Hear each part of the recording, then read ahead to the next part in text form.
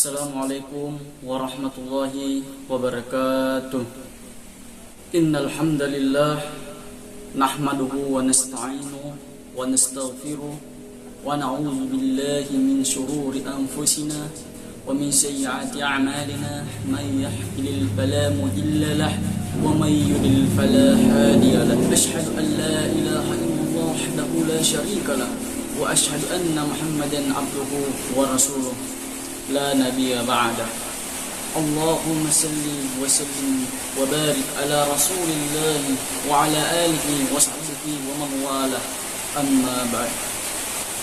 Jemaat yang dirahmati Allah Subhanahu wa taala, dalam kesempatan kali ini izinkan saya menyampaikan ceramah singkat tentang ikhlas yang menjadi syarat diterimanya amal. Seperti diketahui, umat Islam dituntun oleh Allah Subhanahu wa taala dan Rasulullah sallallahu alaihi wasallam untuk senantiasa memperbanyak perbuatan baik. Perbuatan baik sebenarnya adalah inti dari tujuan diturunkannya Islam ke dunia melalui Nabi Muhammad sallallahu alaihi wasallam. Sebagai inti ajaran Islam, tentu sikap baik ini juga harus termasuk dalam pandangan Allah Subhanahu wa taala, bukan hanya kepada manusia. Jika dipelajari secara mendalam, semua ayat dalam Al-Qur'an dan tuntunan Nabi Muhammad SAW dan sunnah-sunnahnya adalah berisi kebaikan. Dalam salah satu ayat Al-Qur'an, Allah Subhanahu wa taala dengan jelas memerintahkan umat Islam untuk berbuat baik. A'udzubillahi minasyaitonir rajim. Bismillahirrahmanirrahim.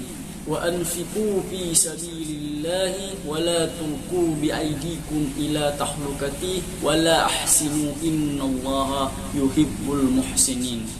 Yang artinya, dan berbelanjakanlah harta bendamu di jalan Allah Subhanahu wa taala, dan janganlah kamu menjatuhkan dirimu sendiri ke dalam kebinasaan.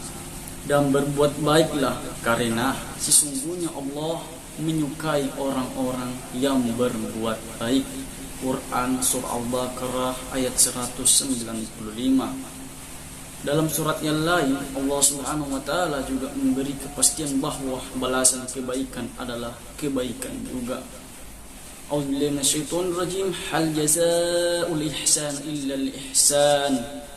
Artinya, tidak ada balasan kebaikan kecuali kebaikan pula. Quran Surah Ar-Rahman ayat 60. Namun, Islam mensyaratkan standar yang tinggi dalam perbuatan baik yang dilakukan. Maksudnya, kebaikan saja tidak akan cukup karena belum tentu menjadi amal yang diterima oleh Allah Subhanahu wa taala. Jika tidak cukup dengan kebaikan, lalu apa lagi? Islam tidak hanya menuntut untuk berbuat baik, tetapi juga harus diiringi dengan rasa ikhlas.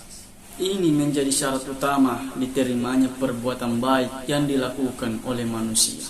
Ikhlas dalam berbuat baik atau beribadah berarti melakukannya semata-mata mengharap ridha Allah Subhanahu wa taala, bukan yang lain.